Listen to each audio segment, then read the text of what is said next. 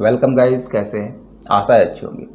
साथियों, हमने एक एम्प्लॉय का शिफ्ट अटेंडेंस रोस्टर यानी कि ड्यूटी रोस्टर बनाना सीखा था। यदि आपने नहीं सीखा है तो ऊपर आई बटन पे आपको उसका लिंक मिल जाएगा, आप वहाँ से जाके सीख सकते हैं। वो हमने मैनुअल शिफ्ट रोस्टर बनाया था। यदि हम चाहें कि ऑटोमेटिक शिफ्ट रोस्टर बनाना जिसमें हमको कोई भी अटेंडेंस चढ़ानी ना पड़े, सिर्फ हम शिफ्ट डालें और उसके पूरे महीने की सारी अटेंडेंस, सारी हॉलीडे, सारे ऑफ डेज वहाँ पे सभी एम्प्लॉयज़ के जुड़ जाए और हमको टोटल भी पता चलता रहे कि किस एम्प्लॉय की टोटल कितनी डे शिफ्ट हुई है, कितनी नाइट शिफ्ट हुई है, कितनी उसकी आफ्टरनून शिफ्ट हुई है, या फिर उस दिन टोटल कितनी डे, कितनी नाइट और कितनी आफ्टरनून शिफ्ट हुई है। तो ये सारा ऑटोमेटिक सिस्टम हम प्रैक्टिकल करके आपको बताते हैं, तो इस वीडियो में अंत तक बने रहिएगा, ये आपके बहुत काम का हो सकता है। नमस्कार साथियों, मेरा नाम है मनोज कुमार और आप देख रहे हैं अपना यूट्यूब चैनल गुरुजी कंप्यूटर कोर्स। तो चलिए सीख लेते हैं। तो यहाँ पे देखिए, मैंने ये फॉर्मेट बनाया है जो कि मैंने लास्ट वीडियो में भी आपको फॉर्मेट बनाना बताया था। और इसमें सबसे पहले देखो हम किस प्रकार से यहाँ पे एंट्री करेंगे। हमने सबसे पहले मंथ चुनना है। हम मंथ कौन सा ले रहे हैं। यदि हम जनवरी ले रहे हैं, देखो जनवरी मंथ के अकॉर्डिंग ये कंप्लीट यहाँ पे चेंज होता है। ईयर्स भी हमने चुनना है तो हम यहाँ से ईयर भी चुन सकते हैं, हमने कौन से ईयर का रोस्टर तैयार कराना है। क्लियर, इस प्रकार से ईयर देख सकते हैं। फिर से फरवरी का कराता हूँ मैं तो फरवरी का ले सकते हैं। फिर मंथ हमारा कहाँ से स्टार्ट होता है, नहीं 1 तारीख से स्टार्ट कर रहे हैं, 2 से 3 से 4 से, तो हम यहाँ पे मंथ दे सकते हैं। अभी देखो 5 तारीख से स्टार्ट कर रखा है और 5 तारीख का फरवरी के अंदर तो 28 दिन है 2021 में। तो 28 दिन कैसे लिए यहाँ पे, 5 तारीख से तो स्टार्ट है, 28 तारीख यहाँ पे पूरी हो गई, बट जो पहले के 4 दिन गए यहाँ पे इसने मार्च के 4 दिन उठा लिए। ऐसे स्टार्ट डेट कौन सी ले, एंड डेट कौन सी ले, ये सारा मैंने आपको लास्ट वीडियो में समझाया था। वो वीडियो ज़रूर देखें, क्योंकि यहाँ पे अगर डिटेल से मैं समझाऊँगा तो काफ़ी समय वेस्ट हो जाएगा। फिलहाल हम यहाँ पे 5 से स्टार्ट कैसे कर रहे हैं ये मैं आपको बता रहा हूँ। देखो यहाँ पे मैंने लिया है फॉर्मूला डेट वैल्यू का। डेट वैल्यू के फॉर्मूले के अंदर हमने सिंपल सा डेट यहाँ पे उठानी है, बट जो हमने स्टार्टिंग डेट ली है, डेट हम यहाँ से स्टार्ट करेंगे, है ना, 1 से नहीं, हम यहाँ से स्टार्ट करेंगे। ये भी शायद मैंने आपको बताया था, यहाँ पे जो डेट होगी वहाँ से डेट स्टार्ट हो जाएगी। तो हमारी डेट वैल्यू यहाँ पे आ गई, 5 तारीख से स्टार्ट हो गया। यहाँ पे यदि मैं 2 डालता हूँ तो ये 2 तारीख से स्टार्ट हो जाएगा। एंड ऑफ डे के अंदर एंड कहाँ पे होगा डेट, ये थोड़ा सा देखना है। मंथ का एंड यहाँ पे यदि फरवरी है तो 28 तारीख एंड डेट दिखाएगा, बट 28 तारीख के बाद हमारे पास यहाँ पे 2 दिन कम आ रहे हैं, यानी कि 1 तारीख और हमारे पास एक्स्ट्रा आनी चाहिए। तब मैंने इसके अंदर देखो प्लस किया है किसको, K4 को। अब ये K4 को प्लस कराएंगे तो 2 दिन बढ़ेंगे, जबकि बढ़ना चाहिए 1 दिन। देखो 2 से स्टार्ट है, एक ही तो दिन नहीं आ रहा, फिर कर दिया -1, तो ये एक्यूरेट उसके अकॉर्डिंग डेट उठा लेगा। ये समझ में आ गया। इसके बाद चलते हैं टोटल डेज। ये टोटल डेज हमने ये टोटल डेज काउंट कर रखे हैं ट्यूसडे टू मंडे तक। अगर आगे जाएगा तो आगे तक। इसके लिए फॉर्मूला यूज़ किया है हमने यहाँ पे काउंट तक का, ठीक है। काउंट इफ़ के अंदर पूरी रेंज, और काउंट क्या करना है हमने, एस्टरिस्क क्वेश्चन मार्क, यानी कि जो भी हमारे यहाँ पे फील्ड होंगे, जो भी नाम होंगे, वो नाम यहाँ पे काउंट करा लेगा। यहाँ तक है तो यहाँ तक, और आगे है तो आगे तक। अब इन सब के लिए देखो मैंने यहाँ भी डेटा वैलिडेशन लगाया हुआ है ना, यहाँ भी मैंने डेटा वैलिडेशन लगाया हुआ है। इसके लिए हमने एक अलग से सीट में लिस्ट बना के रखी है। इधर चलते हैं, यहाँ पे मैंने लिस्ट बनाई हुई है मंथ्स की, सारा डेटा वैलिडेशन यहाँ से उठा रहा है, ईयर का यहाँ से उठा रहा है, और शिफ्ट लीजेंड जो हमने लेना है वो भी यहाँ से लेगा। आपने हॉलीडेज़ क्या क्या डालने हैं वो आप लिस्ट बना सकते हैं। शिफ्ट कौन कौन सी है, 4 ही शिफ्ट डाली है मैंने, मंडे, आफ्टरनून, नाइट और ऑफ डे की। तो एक बार से फिर से यहाँ पे डेटा वैलिडेशन लगा के दोबारा से बताने की ज़रूरत नहीं है। ये हमने कहाँ से कैसे डेट उठाई ये भी बताने की ज़रूरत नहीं है। अब शिफ्ट पे चलते हैं। अब किसी की भी मैं एक शिफ्ट डालता हूँ कि कहाँ से शिफ्ट स्टार्ट कर रहे हैं। रमेश शुरू कर रहा है डे 1 से। डे 1, डे 2, 2 दिन डे में काम करेगा, फिर 1 दिन आफ्टरनून में, 2 दिन नाइट में, और 2 दिन हॉलीडेज़ के लिए हुए हैं। तो जैसे मैं इसका डे 1 डालता हूँ, यहाँ पे सेलेक्ट कराता हूँ, तो डे 1 के अकॉर्डिंग इसकी पूरी शिफ्ट पूरे महीने की यहाँ पे देखो फिल होके आ गई अपने आप। पहले डे 1 में ड्यूटी होगी, फिर आफ्टरनून में, फिर नाइट में, फिर ऑफ डे, फिर डे में। और जैसे ही यहाँ पे फिल हुए हैं तो इधर देखो रमेश की टोटल इस महीने की जो टोटल शिफ्ट है वो 8 शिफ्ट हुई है, 4 आफ्टरनून की, 8 नाइट की और 8 इसके ऑफ डे है। ऐसे हम देखें टोटल 2 तारीख को कितनी शिफ्ट लगी है, तो नीचे इनका टोटल यहाँ पे दिखा रहा है। यहाँ पे सिर्फ डे शिफ्ट लगी है एक, बाकी तो अभी ब्लैंक है। दूसरा एम्प्लॉय कहाँ से शुरू करेगा, अगर डे का है दूसरा हमारा आफ्टरनून पे आ जाएगा, ए से स्टार्ट करा लेंगे तो एक इसकी हो गई। तीसरा एम्प्लॉय ये शुरू कर रहा है नाइट से, देन नाइट से स्टार्ट हो जाएगा। चौथा एम्प्लॉय पहले ऑफ डे आ जाएगा, इसका ऑफ डे करा लेंगे और फिर इसका डे 1 से या डे 2 से करा रहा है तो इसका डे 2 से इस प्रकार से स्टार्ट कर लेंगे।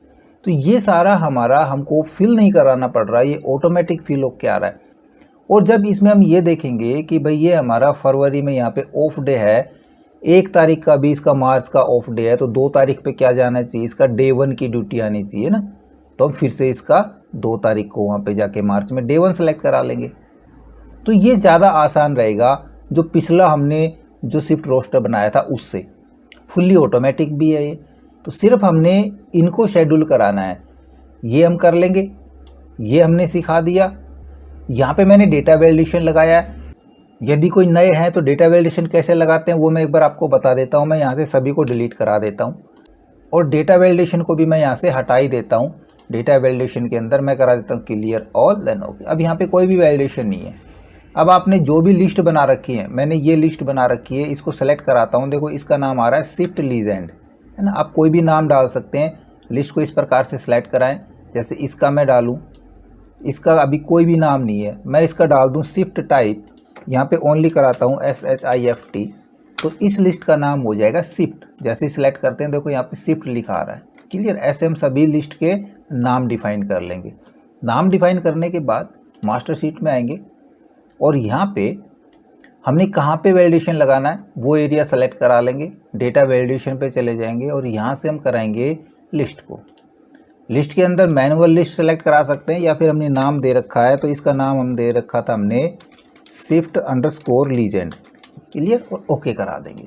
तो यहाँ से वो शिफ्ट उठा लेगा लीजेंड वाली। इस प्रकार से हम यहाँ पे एंट्री करा लेंगे।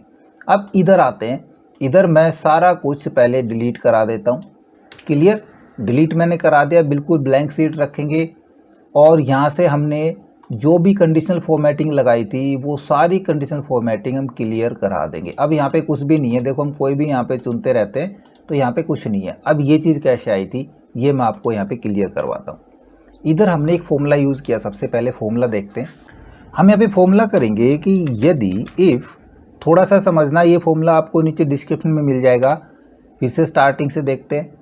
मैं यहाँ पे कराता हूँ इफ़ और क्योंकि यहाँ पे हमारी मल्टीपल कंडीशन आने वाली है तो साथ में और यूज़ करेंगे कि भाई यदि ये सेल बराबर हो ब्लैंक, ये सेल भी बराबर हो ब्लैंक, ठीक है, और के अंदर ये ब्लैंक हो और ये ब्लैंक हो, तब क्या आ जाए, ब्रैकेट क्लोज करा के ब्लैंक आ जाए। अब यहाँ पे देखो हम इस फॉर्मूले को ड्रैग करेंगे, इधर भी लेके जाएंगे, इधर भी लेके जाएंगे। तो इधर लेके जाएंगे तो ये हमारा कॉलम फिक्स रहना चाहिए, रो फिक्स ज़रूरी नहीं है। तो यहाँ पे मैं इसको कॉलम को फिक्स करा लेता हूँ $साइन से, और नीचे ड्रैग करेंगे तो ये रो नीचे नहीं आनी चाहिए, रो यहाँ पे फिक्स रहनी चाहिए। तो इसकी हम रो फिक्स करा लेंगे क्योंकि कॉलम हमारे चेंज होंगे।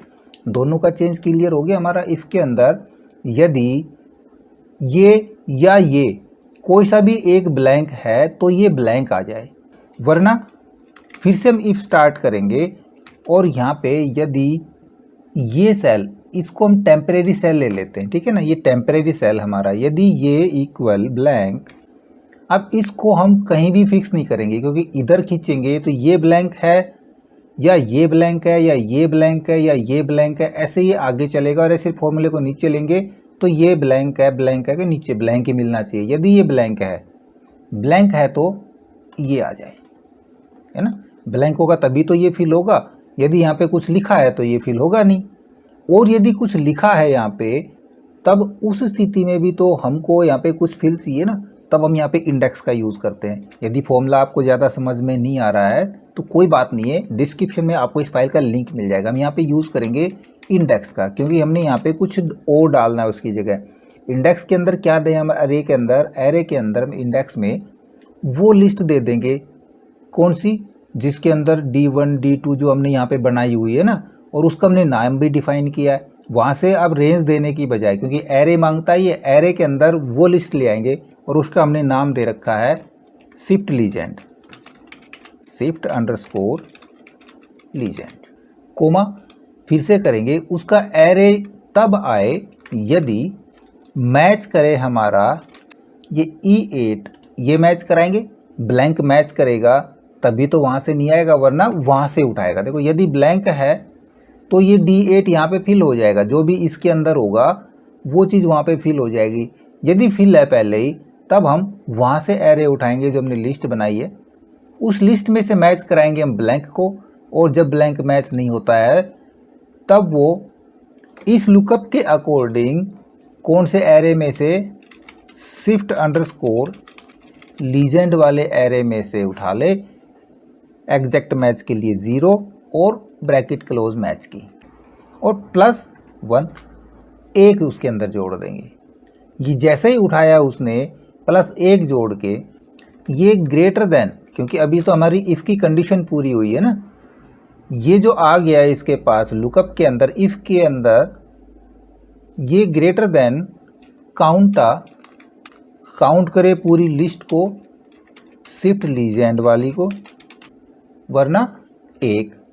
देखो फिर से समझाता हूँ, यदि मैच कराएंगे हम E8 को शिफ्ट लीजेंड के अंदर और इसमें 1 जोड़ देंगे तो वहाँ से हमारा इंडेक्स उठ के आएगा। वो इंडेक्स यदि बड़ा हो उसके काउंटा से, जो टोटल काउंट कर रहा है उस लिस्ट में जितने भी नाम है D1 D2 D3 उनसे बड़ा है तो 1 आ जाए, वरना उसकी जगह क्या आ जाए, वरना उसकी जगह हम फिर से मैच कराएंगे E8 को ही, कोमा शिफ्ट लीजेंड, यहाँ पे अंडरस्कोर लगेगा, shift underscore legend comma 0 bracket close match की, वही +1 इंडेक्स की ब्रैकेट क्लोज, इफ़ की क्लोज, दूसरी और इफ़ की क्लोज, और एक ब्रैकेट और क्लोज, देन प्रेस एंटर। देखो यहाँ पे आ गया D1।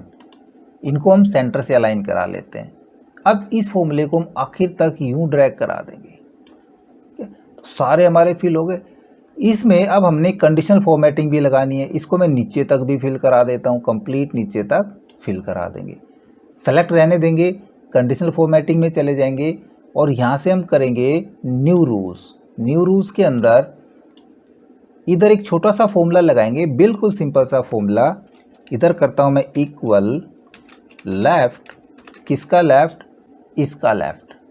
इसके डॉलर हम सारे हटा देंगे, डॉलर नहीं रखेंगे। उसके लिए F4 की प्रेस करोगे 3 बार तो डॉलर हट जाएंगे, कोमा 1, लेफ्ट का 1 ही हमने यहाँ पे मैच कराना है, ब्रैकेट क्लोज करा देंगे। ये बराबर हो किसके, D के। यदि इसका लेफ्ट का एक करेक्टर D के बराबर है, देन कंडीशनल फॉर्मेटिंग, पहले मैं इस फॉर्मूले को कॉपी करा लेता हूँ, Ctrl+C, क्योंकि ये हमको बार बार लगाना है। फॉर्मेटिंग के अंदर यहाँ पे कोई भी कलर हम दे सकते हैं, मैं यहाँ पे कलर ले लेता हूँ ग्रीन, ओके ओके। ये हमने टेक्स्ट का कलर ले लिया। वापस से चलते हैं, इसके अंदर एडिट करेंगे, क्योंकि हमने टेक्स्ट कलर नहीं लेना है। एडिट रूल्स, फॉर्मेट के अंदर टेक्स्ट कलर तो हम इसका ऑटोमेटिक रखेंगे, फिल कलर ले लेते हैं ग्रीन वाला। क्लियर, ओके देन ओके, और इसको भी ओके करा देंगे। फिर से हम जाएंगे कंडीशनल फॉर्मेटिंग के अंदर, वही न्यू रूल्स। इस बार हम उसी फॉर्मूले को पेस्ट करा देंगे। यदि लेफ्ट का D नहीं, हमारा यहाँ पे A पाया जाता है, तब फॉर्मेट हमारा ये हो जाए, ओके ओके। फिर से चले जाएंगे कंडीशनल फॉर्मेटिंग के अंदर। यदि न्यू रूल्स के अंदर फिर से हम यहाँ पे उसी फॉर्मूले को करा देंगे पेस्ट। यदि यहाँ पे पाया जाता है N, तब फॉर्मेट हमारा किस कलर का हो जाए, तब भाई हम करा लेते हैं येलो का, ओके, और ओके करा देते हैं। एक और बचता है कंडीशनल फॉर्मेटिंग, न्यू रूल्स, और इस बार हम यूज़ कर लेंगे यहाँ पे पेस्ट। यदि यहाँ पे O पाया जाता है लेफ्ट का एक करेक्टर, तब हम यहाँ पे कलर दे दें रेड, ओके और ओके। बस सभी पे ये काम हो गया। अब देखो चेंज करके देखते हैं। यहाँ से मैं कराता हूँ A1, सही चल रहा है। इधर मैं करा रहा हूँ N1 या N2 से स्टार्ट कराते हैं।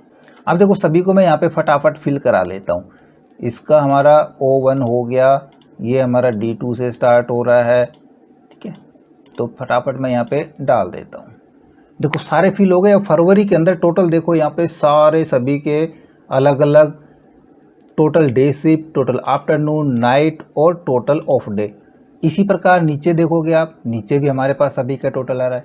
इसको कैसे किया है, सिंपल सा देखो यहाँ पे मैंने किया, यहाँ पे काउंट इफ, रेंज सेलेक्ट करी, इसमें काउंट करे डी और स्टार, यानी कि डी के बाद कुछ भी हो वो उनको काउंट करा ले।